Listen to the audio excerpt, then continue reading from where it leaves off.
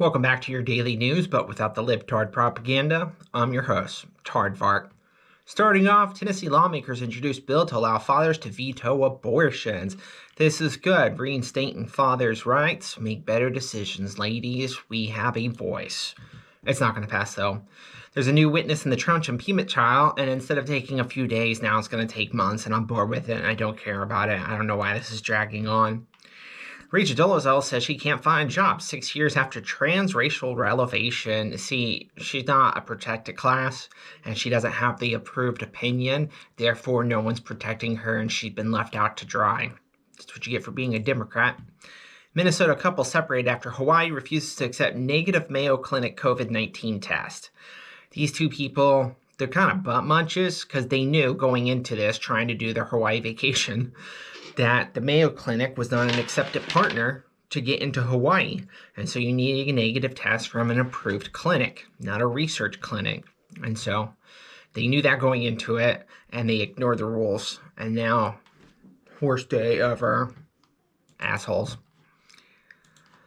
Army looking at ways to account for biological differences with new fitness tests. See, the Army used to have the APT, the Army Physical Fitness Test, or whatever it was.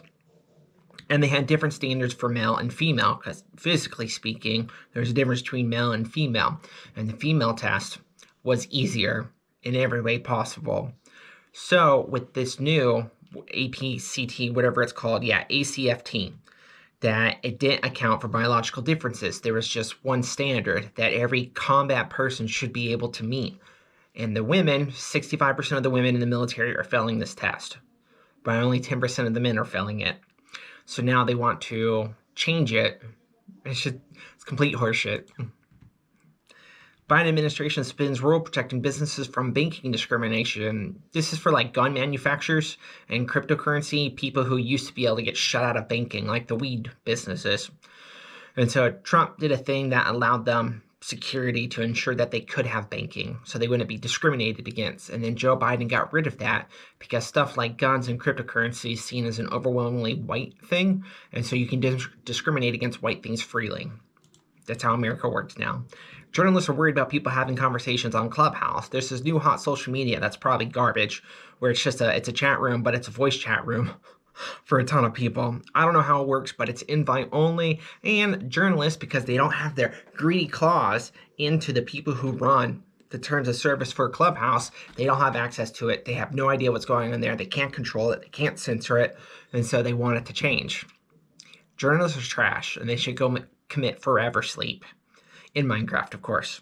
Cuomo aide Melissa DeRosa, a traitor to the Constitution, admits they hid nursing home data so feds wouldn't find out. See, what happened in New York, early on, they knew elderly were disproportionately affected by this. And so, to not look bad because the spotlight was on Andrew Cuomo, they would get the people that were dying from coronavirus, get them out, literally outside in the front yard of the nursing home, waiting for the ambulance. That way, they can mark them off as died on the way to the hospital, rather than died in the nursing home. So they can fudge their numbers and make it look like he doesn't have tens of thousands of old people dying in these retirement homes because of the decision he made. Andrew Cuomo, also a traitor to the Constitution. Now, this woman I want to say really bad things about, Melissa DeRosa, she apologized. But she apologized to the Democratic Party for giving Republicans fodder. She doesn't apologize to the families that she helped cover up to get killed. She doesn't apologize to the American people. She apologizes to the Democrat Party for making them look bad because she helped cover up tens of thousands of old people dying because of a bad decision that Cuomo made. Good job, Democrats. Let's end with a cool story. This guy attached saw blades to his bike so he can go riding on ice. That's cool.